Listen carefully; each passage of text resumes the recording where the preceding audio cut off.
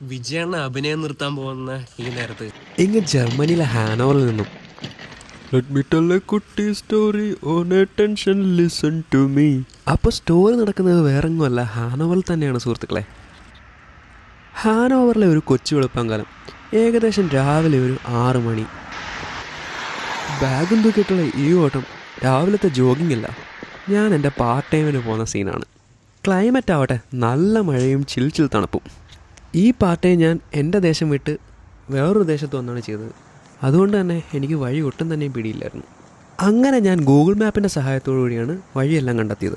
ഏകദേശം ഈ ഒരു ഇരുട്ടായിരുന്നു ഞാൻ രാവിലെ വരുന്ന ടൈം. ഒരു വഴിയിലൂടെ ഒട്ടും തന്നെയും തടസ്സങ്ങളൊന്നും ഇല്ലാണ്ട് സഞ്ചരിച്ചുകൊണ്ടിരുന്ന എനിക്ക് ഗൂഗിൾ മാപ്പ് മറ്റൊരു വഴി സജസ്റ്റ് ചെയ്തു. ഞാനും വിചാരിച്ചു, ആഹാ കൊള്ളാം, പെട്ടെന്ന് എത്താലോ, ഈ വഴി തന്നെ പിടിക്കാം.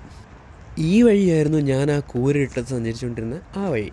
അപ്പോഴതാ വലതുവശത്തൊരു ഗേറ്റ്. ഗൂഗിൾ മാപ്പ് പറഞ്ഞതനുസരിച്ച് ആ ഗേറ്റ് ക്രോസ് ചെയ്ത് കഴിഞ്ഞാൽ പെട്ടെന്ന് നമുക്ക് ഡെസ്റ്റിനേഷനിൽ എത്താൻ പറ്റും. ഗേറ്റും പാസ് ചെയ്ത് ആ കോമ്പൗണ്ടിന് കുറച്ചധികം മുന്നിലേക്ക് പോയതിനാൽ എനിക്ക് ആ മതിലെടുത്ത് ചാടിയുണ്ട് ഉള്ളിൽ കയറാനായിട്ട്. പെട്ടെന്ന് സ്ഥലത്തെത്തുന്നുള്ള സന്തോഷത്തിൽ ഞാനെടുത്ത് ചാടിയതോ ഒരാട്ടാറ് സെമിത്തേരിയിൽ, അതും ആ കൂരിട്ടത്ത്. വരവേൽപ്പിനായി വരുന്ന വഴിയാകെ 2 വശത്തും കല്ലറകൾ. എൻ്റെ കിളി പാറി. മൊബൈലിൻ്റെ ഫ്ലാഷ് ലൈറ്റിൽ ഞാൻ മുന്നോട്ട് നടന്നു. 1 2 ഒക്കെ ആണെങ്കിൽ പോട്ടെന്ന് വെക്കാം.